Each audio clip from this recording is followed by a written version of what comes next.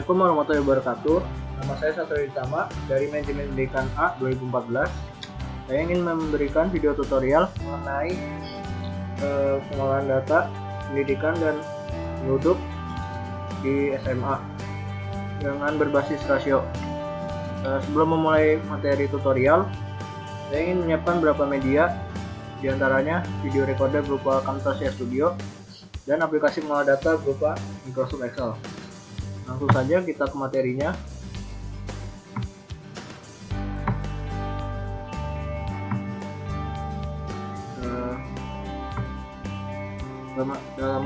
Dalam pengolahan data pendidikan, saya mengambil contoh SMA atau MA dan ada 12 perhitungan. Yang pertama adalah angka partisipasi murni atau APM dengan rumus jumlah murid 16-18 tahun dibagi jumlah penduduk usia 16-18 tahun dikali 1%. Berikut langkah-langkah perhitungannya. Jumlah murid 16-18 tahun dibagi jumlah penduduk usia 16-18 tahun dikali 100%.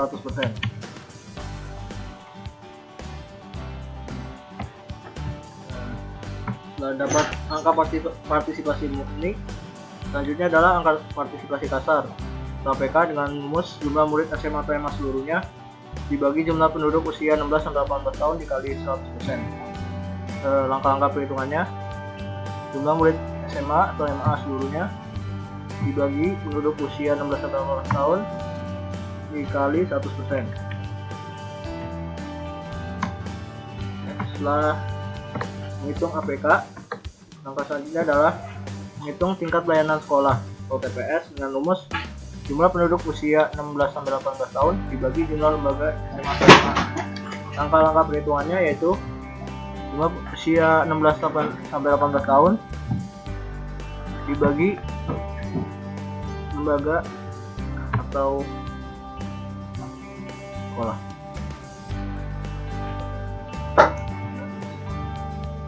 Perhitungan ini tidak dikali 100% karena berbasis rasio atau berbandingan. Berikutnya adalah angka pemasukan atau AP dengan rumus jumlah murid SMA atau MA usia 16 tahun dibagi jumlah penduduk usia 16 tahun dikali 1%. Langkah-langkahnya: jumlah murid SMA usia 16 tahun dibagi jumlah penduduk usia 16 tahun kali 100%.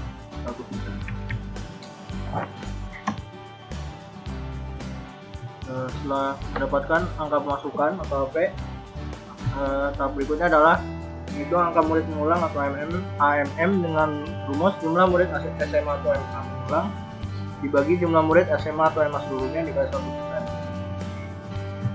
Nah, langkah-langkahnya: jumlah murid SMA atau MA mengulang dibagi jumlah murid SMA seluruhnya, kemudian dikali 100%.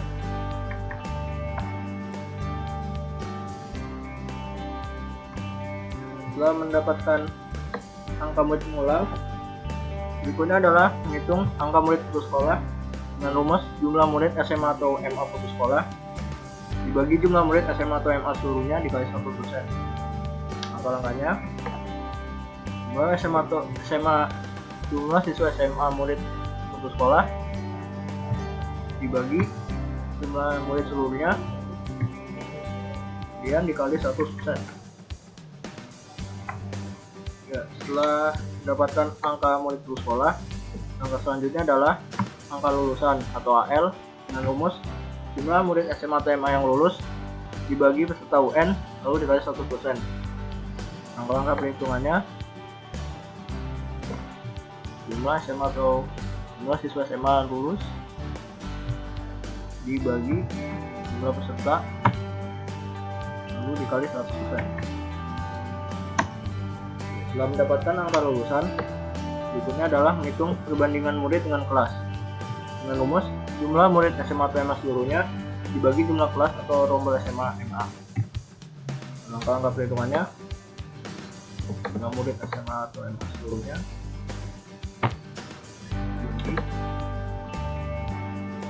jumlah kelas.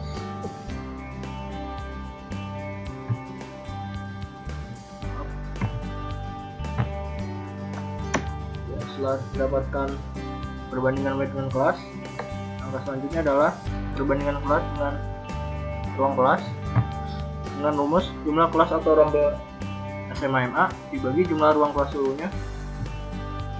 Langkah-langkah perhitungannya: jumlah kelas rombel SMA MA dibagi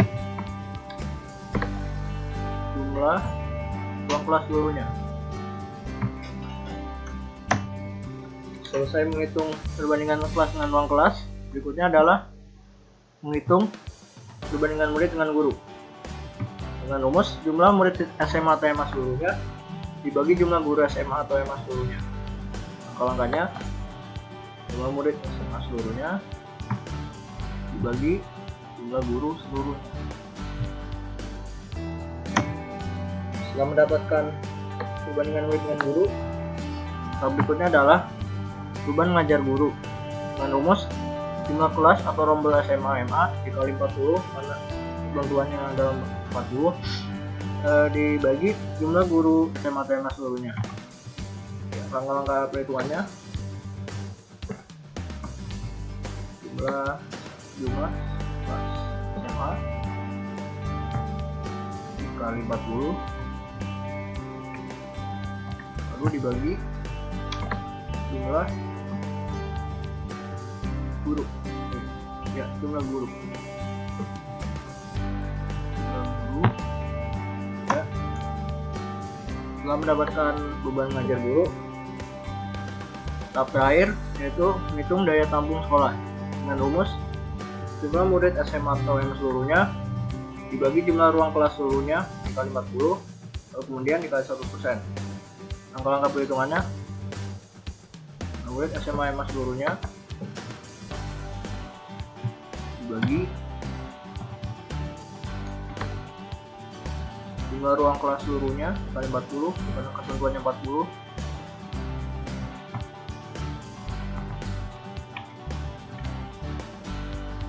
lalu kemudian dikali 100%. Berikut hasil dari semua perhitungan rasio pendidikan dan penduduk. Dalam hal ini saya mengambil contoh daerah Kabupaten Magelang. Demikian video tutorial yang saya sampaikan. Mohon maaf apabila ada kesalahan. Wassalamualaikum warahmatullahi wabarakatuh.